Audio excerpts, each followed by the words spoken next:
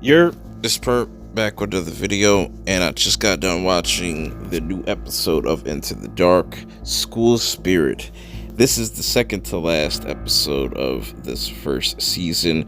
You can call these episodes or movies or however you want to phrase it, but I like to talk about the first 20 to 30 minutes of these episodes because they're like an hour and a half long, and they have a lot of interesting things that go on these episodes for the most part.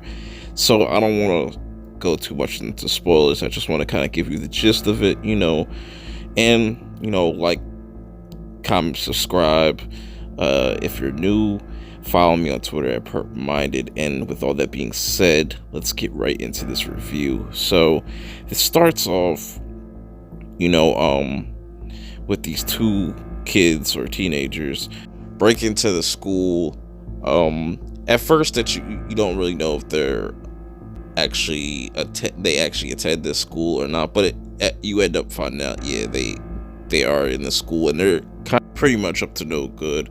Things start to really go left, and I like how this scene kind of just opens up and gives you the vibe of what this episode's going to be like. We get introduced to our main character, Erica Yang. She's like the popular it girl there. She is very kind of narcissistic, but I wouldn't say she was your typical, popular chick from high school. Yeah, she dated the captain of the basketball team or whatever, but she's a very interesting character right off the bat with her, just her presence. And I like how just the mystery behind why she got into detention in the first place, and why she doesn't want to be seen there. It's just really fascinating. But I like the style of this episode. Is very Breakfast Clubby. It's you could pretty much say it's like a Breakfast Club meets a horror movie. And we get introduced to the vice principal Armstrong, and he's a character within himself, and one of my favorite characters that they shown throughout the episode. He's a very angry, stern, but he also has some wacky kookiness to him a little bit, but he doesn't really take no shit from these kids.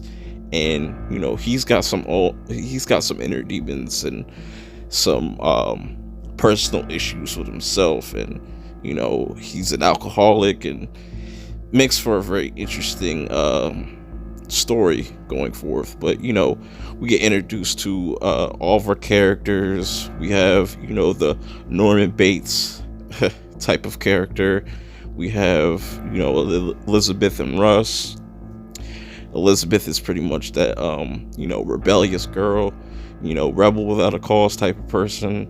We have Victor. He's the one that kind of starts telling this ghost story about the school spirit, which is this old lady zombie looking thing that haunts the school.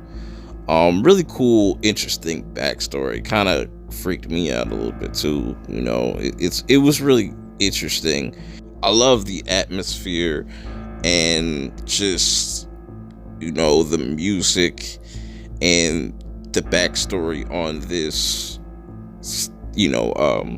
school spirit character, or that starts to fuck with our main characters. It's this story goes into a lot of interesting directions, I would say. There's a lot of mystery still, a lot of mystery with Erica and her not really fitting in with this type of crowd. These are kids that are kind of like the rejects, you could say. But the only one that really acknowledges her is Brett. And Brett really comes off kind of weird. And that's kind of for a reason, because he comes off really shy.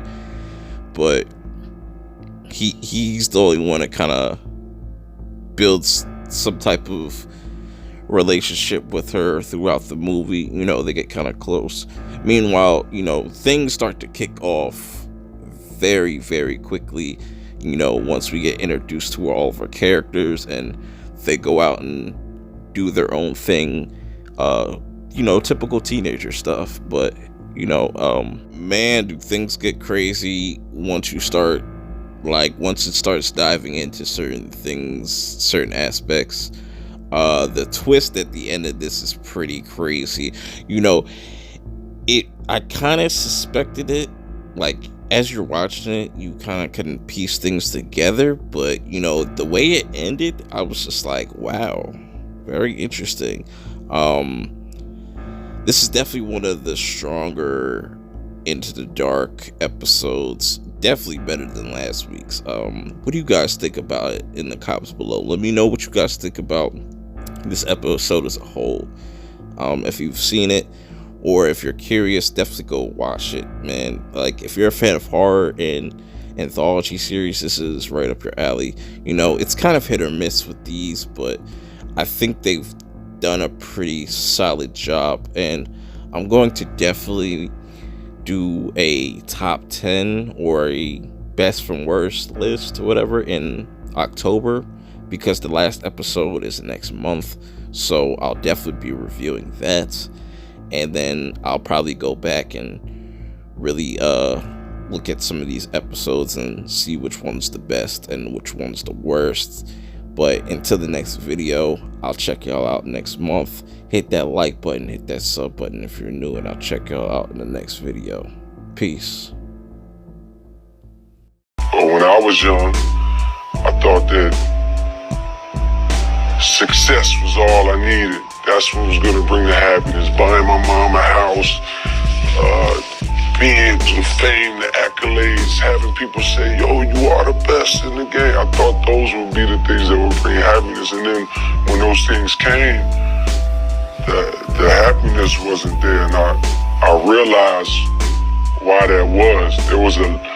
There was such an attempt to achieve these things and to keep going that you lose sight of the people and the blessings that you have around.